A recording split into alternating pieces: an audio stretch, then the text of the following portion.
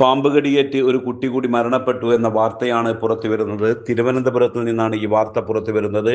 ചിറയൻകീഴിൽ വീടിനുള്ളിൽ ഉറങ്ങിക്കിടന്ന 2ാം ക്ലാസ്സുകാരൻ പാമ്പ് കടിയേറ്റ് മരിച്ചു.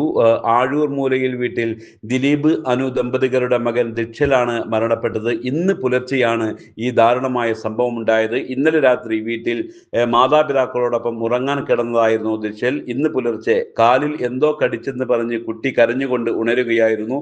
കുട്ടിയുടെ കരച്ചിൽ കേട്ടെത്തിയ രക്ഷിതാക്കളോട് കാലിൽ എന്തോ കടിച്ചതുപോലെ തോന്നുന്നു എന്ന് കുട്ടി പറയുകയായിരുന്നു. ഉടൻ തന്നെ രക്ഷിതാക്കൾ കുട്ടിയെ അടുത്തുള്ള ആശുപത്രിയിൽ എത്തിക്കുകയായിരുന്നു. പ്രാഥമിക ചികിത്സയ്ക്ക് ശേഷം വിദഗ്ധമായ ചികിത്സയ്ക്കായി തിരുവനന്തപുരം മെഡിക്കൽ കോളേജിലേക്ക് മാറ്റിയെങ്കിലും ജീവൻ രക്ഷിക്കാൻ ആയില്ല എന്നുള്ളതാണ്.